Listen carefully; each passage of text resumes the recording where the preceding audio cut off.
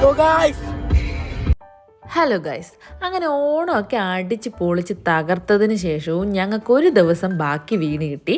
So ആ day ഞങ്ങൾ എങ്ങോട്ടെങ്കിലും പോകാൻ വേണ്ടി ഇങ്ങനെ തീരുമാനിച്ചപ്പോഴാണ് നമ്മുടെ സ്വന്തം ഹരിക്കുട്ടൻ്റെ നാടായ ആലപ്പുഴയ്ക്ക് വിട്ടേക്കാമെന്ന് വിചാരിച്ചത്. So guys, once again welcome back to my YouTube channel.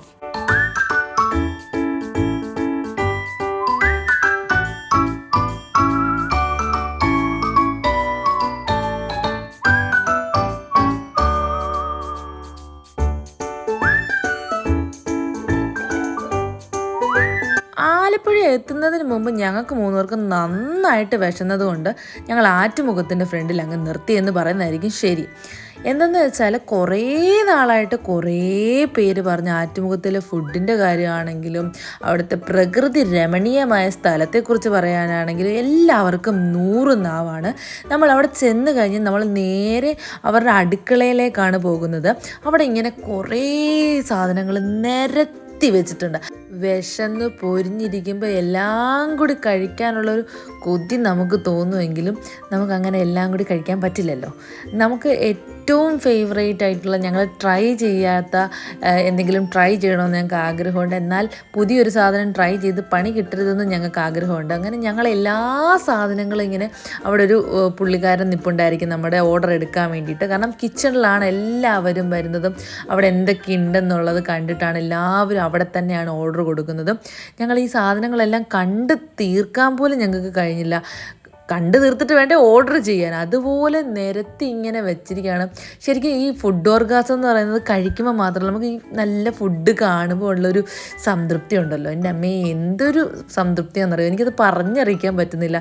അത്രയ്ക്ക് ഒരു ഹാപ്പിയാണ് കുറേ ഫുഡ് ഇങ്ങനെ നിരത്തി വെച്ചിരിക്കുന്നത് കാണാൻ. അങ്ങനെ ഞാൻ എല്ലാ ഫുഡിൻ്റെ അടുത്ത് പോയി ഇങ്ങനെ ഓരോ സാധനം എന്താണ് ഏതാണെന്ന് ഇങ്ങനെ ചോദിച്ച് അങ്ങനെ പോയി എന്തെടുക്കണം ഏതെടുക്കണം നമുക്ക് കംപ്ലീറ്റ് ഒരു കൺഫ്യൂഷനാണ്. നമുക്ക് എല്ലാം വേണം, എന്നാൽ എല്ലാം കൂടെ കഴിക്കാനും പറ്റത്തില്ലെന്നറിയാം. എന്നാൽ ട്രൈ ചെയ്യാത്ത സാധനങ്ങളൊക്കെ ട്രൈ ചെയ്യണമെന്നുമുണ്ട്, എന്നാൽ ഫേവറേറ്റ് ആയിട്ടുള്ള സാധനങ്ങളും ഉണ്ട്. എന്താ അവസ്ഥ ഒന്നും പറയാനില്ല എൻ്റെ പൊന്നു മക്കളെ. കിടുക്കാച്ചി ഒരു വൈബ് തന്നെയാണ് അവരുടെ കിച്ചണിലുള്ളത്.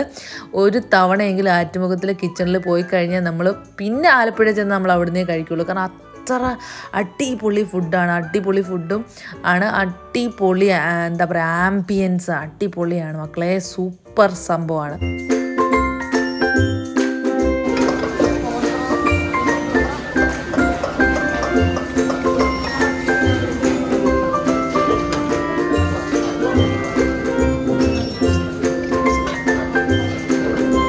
അങ്ങനെ കുറേ നേരത്തെ കൺഫ്യൂഷന് ശേഷം ഞങ്ങൾ കുറച്ച് സാധനങ്ങളൊക്കെ ഓർഡർ ചെയ്ത് കഴിഞ്ഞിട്ട് പിന്നെ ഇറങ്ങി നടക്കുന്ന എന്തിനാണെന്ന് വെച്ചാൽ, ഒഴിവുള്ള, അതായത് സീറ്റ് എവിടെയാണ് ഒഴിവുള്ള ഹട്ട് ഏതാണെന്ന് നോക്കി വെച്ചാൽ നമുക്ക് അവിടെ ആൾക്കാർ ഓൾറെഡി ക്യൂ ആണ്. അകത്ത് ആൾക്കാർ കഴിക്കുമ്പോൾ അതിൻ്റെ പുറത്ത് ക്യൂ ആയിട്ട് നിൽക്കുകയാണ്. ഞങ്ങളിങ്ങനെ കുറേ നേരം അവിടെ ഫുള്ള് കറങ്ങി നടന്നിട്ടാണ് അവസാനം ഞങ്ങൾക്കൊരു ഹട്ടിൻ്റെ പുറത്ത് നിൽക്കാനെങ്കിലും ക്യൂവിൻ്റെ പുറത്ത് നിൽക്കാനെങ്കിലും പറ്റിയത്. കാരണം അത്രയ്ക്ക് തിരക്കാണ് ഗൈസ്, അത്രയ്ക്ക് തിരക്കെന്ന് പറഞ്ഞാൽ ഭയങ്കര തിരക്കാണ്.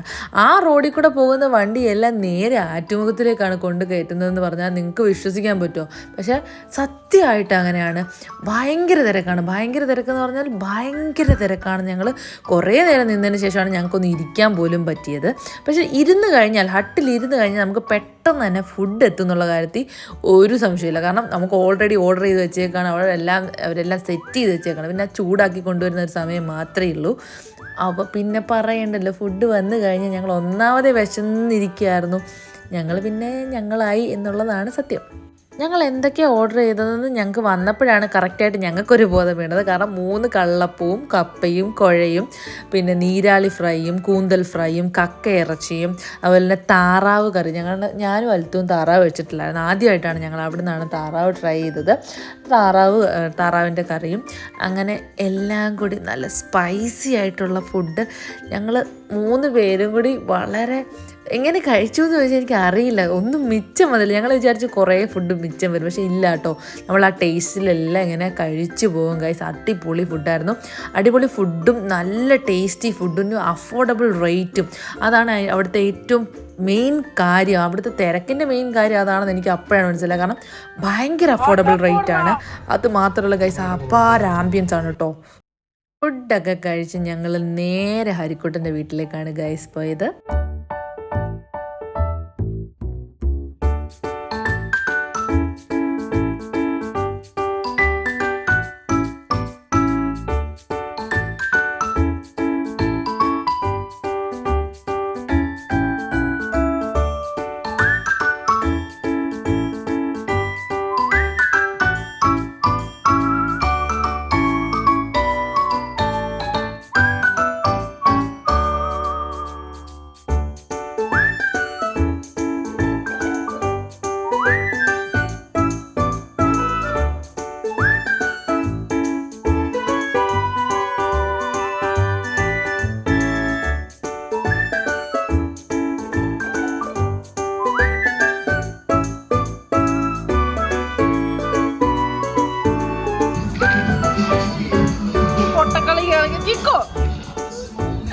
അങ്ങനെ ലുഡോ കളിച്ച് കഴിഞ്ഞപ്പോഴത്തേക്കും താഴെ അമ്മ വിളിച്ചു. ഞങ്ങൾക്ക് വേണ്ടിയിട്ട് പഴവും മുട്ടയും നിറച്ചതെന്നും പറഞ്ഞിട്ടൊരു ഐറ്റമൊക്കെ ഉണ്ടാക്കി, ഒരു സ്പെഷ്യൽ ഐറ്റമൊക്കെ ഉണ്ടാക്കി തന്നു. ഞങ്ങളതെല്ലാവരും കൂടെ കഴിച്ചു. ഞങ്ങൾ ചായ കുടിച്ച് കഴിഞ്ഞിട്ട് ഞങ്ങൾ ഹരിക്കുട്ടനെയും കൂട്ടി നേരെ ആലപ്പുഴ ബീച്ച് കാണാൻ വേണ്ടിയിട്ട് ഇറങ്ങി.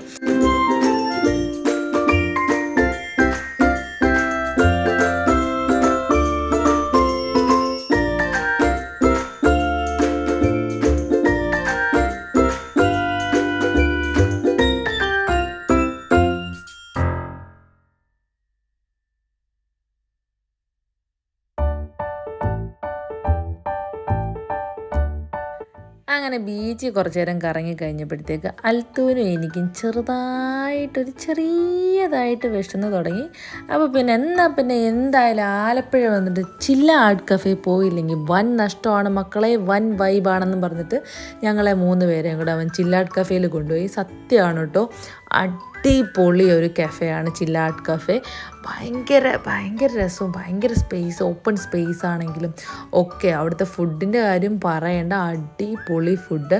ആ ഫുഡിനെക്കാട്ടിലും സത്യം പറഞ്ഞാൽ എനിക്ക് ആ ഒരു കഫേയുടെ ആ ഒരു ഐഡിയ എനിക്ക് ഭയങ്കരമായിട്ട് ഇഷ്ടപ്പെട്ടു. ഭയങ്കര രസമാണ്, ഓപ്പൺ ഏരിയ, ഭയങ്കര അടിപൊളി ഒരു കഫേയാണ് ചില്ല ആർട്ട് കഫേ. ചില്ല ആർട്ട് കഫേയിൽ എന്താ പറയുക, each and every space is very special guys. അതെനിക്ക് ഭയങ്കരമായിട്ട് ഇഷ്ടപ്പെട്ടു, എനിക്ക് ഒരുപാട് ഇഷ്ടപ്പെട്ടു. അങ്ങനെ ഫുഡൊക്കെ കഴിച്ച് ഞങ്ങളവിടെ നിന്ന് ഇറങ്ങിയപ്പോഴത്തേക്ക് ഒരു ഏകദേശം 9 മണിയായ ഗൈസ്. പിന്നെ ഞങ്ങളൊന്നും നോക്കിയില്ല, നേരെ ബൈപ്പാസ് റോഡിൽ കയറി വീട്ടിലേക്ക് വെച്ച് പിടിച്ചു. അപ്പോൾ അത്രയേ ഉള്ളൂ. അടുത്തൊരു വ്ലോഗായിട്ട് വരുന്നത് വരെ ടാറ്റാ.